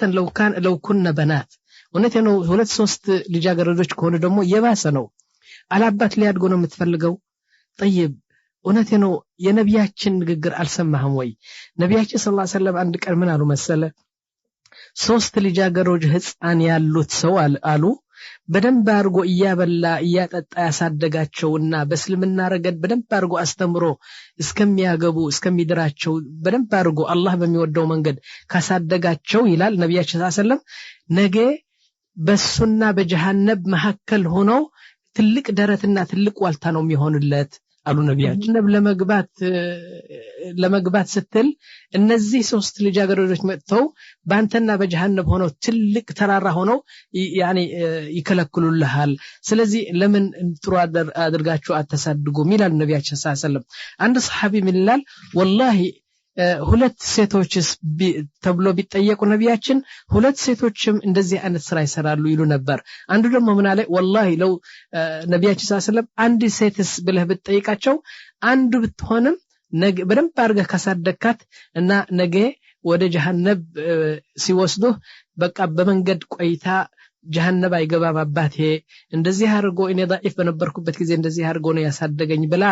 የምትማጎትልህ ልጅ ነች ይሉ ነበር ይላሉ طيب ثم بعد ذلك يا اخوان بنات እውነቴ ነው ልጃገረዶች ህፃን ሲባሉ እኮ ضعيف ናቸው አባት ያስፈልጋቸዋልና ለምንድን ነው የምትጥላቸው ነው ምለው طيب ከዛ በኋላ المرأة እናታቸው ማለት ነው እውነቴ ነው በጣም ታታሪ ነው ጎበዝ ብትሆንም እውነቴ ነው አንድ ሩብ አንድ ሶስተኛ ነው የምትይዘው ሁለት ሶስተኛ አባት ነው የሚይዘው ያخوا ያኒ ቀለብ የሚያመጣ አባት ሆኖ በቃ እንትን ያባበለ የሚያሳድጋቸው ለምንድን ነው የምትጠላቸው እነዚህ ልጃገረዶች ነው ምለው አኺል ሐቢብ አሁን አንድ ነገር ላቀርብልህ አሁን ይህ ህፃን እያለቀሰ አባቱ አጥቶ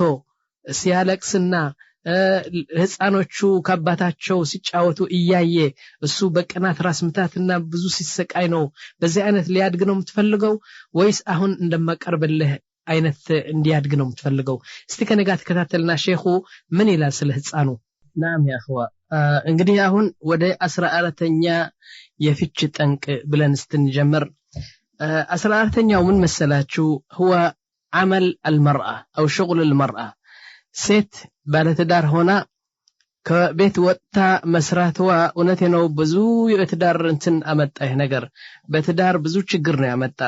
هذا من اعظم مشاكل يا اخوات ትላልቅ ችግሮች ከሚባሉ በትዳር የትዳር ህይወት ሴትዋ ከቤት ወጣ ልጆቿን ጥላ እዛ ወደ ስራ መሄድዋ ነው ችግሩ يا اخوانا خاصة በዚህ በሳዑዲያና በአውሮፓ ያሉ ወንድሞቻችን እህቶቻችን በዚህ ብዙ ተቸግረዋል يا اخوة المرأة ሴት በተፈጥሮ አላህ ሲخلቃት እንግዲህ አላህ ነው የخلቃት አይደለም እና ቤት ውስጥ ቁጭ ብላ እና ጥሩ ልብስ ለብሳ ጥሩ ጌጣጌጥ አርጋ ዘይት ምናምን አርጋ ክሬም አርጋ ሑምራ አርጋ يعني ብልጭልጭ ነገር እንትን አርጋ ለባልዋ يعني የአይን እረፍት እንድትሆንለት ነው የተخلቀች نعم يقول سبحانه وتعالى في القرآن እንግዲህ እኔ አይደለም ያልኩት ወይም ሼኽ እገሌ ወይም ሼኽ እገሌ አይደለም የፈጠራት የخلقات የሰራት ጌታ ምን ይላል وقرن في بيوتكن እናንተ ሴቶች በቤታችሁ ነው ሰፈራችሁ በጣም አስፈላጊ ካልሆነ በስተቀር ከቤት አትውጪ ብሎ አዘዛት طيب يعني المرأة تتزين ትሸላለማለች وتتنظف በጣም በጽዳት ሰውነቷን ልብስዋን وتستعد لزوجها እንዴት መቼ መጣ ባሌ ብላ እሱን እየጠበቀች አጥፋል ወይ ልጆቿን የምታሳድግ እመቤትና አላህ ለዚህ ነው የፈጠራት ማለት ነው هذا الأصل إذن الأصل للمرأة في البيت ولا نقول أخوة لا تعمل سيت التسرى أنلم እንደዚህ ያለ ሰው የለም እንደዚህም ለማለት አይቻልም ለምን መሰላችሁ لكن نرى ሴት ለመስራት ትፈልጋለች መሰለን እና ለመስራት ስትፈልግ እንጠይቅ ለምን እንደምትሰራ طيب نقول إذا كان للكماليات ጌጣጌጥና ተጨማሪ ነገር ለውበት ለምናምን እንደዚህ يعني ካስፈላጊ በላይ ሌላ ነገር ወርቅ ለመስራት እንትን ለማረግ ወይም ገንዘብ ለመጨመር يعني ለጌጣጌጥ ለضروራ አስፈላጊ የሆነ ነገር በቤት ሳይሆን ዝም ብላ በቃ ገንዘብ ለማከማቸት ወርቅ ለማከማቸት ወይም ደግሞ አንዳንድ ጌጣጌጥ ለማረግ ከሆነ نعم هذا خلاف السنة يهك السنة يوطأ نقرنو طيب قلنا احتاجت للأساس لا يمتسراو سيتوا بتأم أسفل لاقي نقر سلهونه نعم يبالوا دموز أي بقام لجوش اللواتشو كراي بيت يمتقال بزي دمو قلب يمتقال بزي لجوش يتامالو سلزي لضرورة لأسفل لاقي نقرنو متسرا كالج قلنا نعم بالالات وي بلن نتأيكالن أو بالالات إذا قالوا نعم قلنا الرجل هو المسؤول عن حاجتها كله بال لمدنو بال يتبالو تقلالا مقبوا يعني متطوا لبسوا يبيت كراي يسوا يزيت يقيت أكيد نقر يلجوشوا تقلالا شاي يميهونو يميتشلو السونو يمشكمو يهلافنت بالنو فنسأل ونقول يا رجل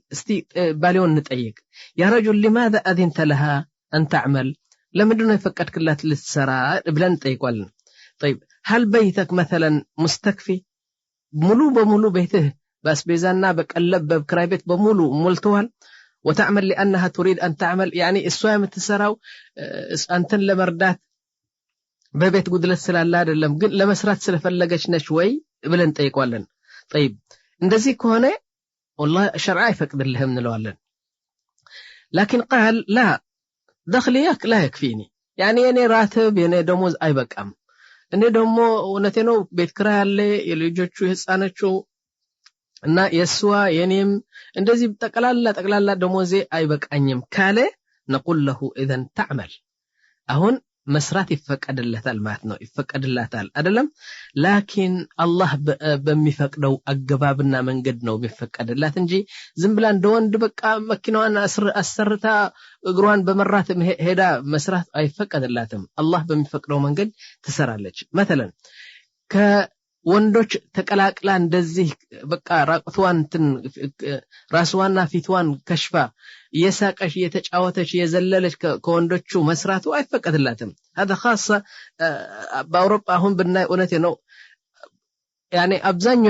አብዛኞቹ ሴቶች እንደ ሁሉ ብንልም ሒጃብ ካምል አርጋ ከሴቶቹ የምትሰራ የለችም አብዛኞቹ ሙስተሽፋ ሆስፒታል ይሰራሉ ካምፓኒ ይሰራሉ ምን ይሰራሉ በቃ ተከሽፋ ከወንዶቹ ጋር የተቀላቀለች ነው የምትሰራው طيب ثم يا رجل انت دمو ወንድማችን ባል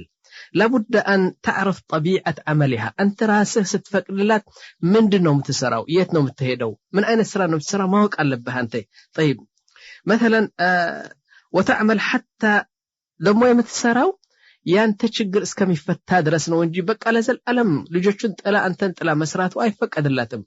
ችግር አለ አይደለም እና የቀለብ የቤት ክራይ ገንዘብ ችግር ስላለ እሱ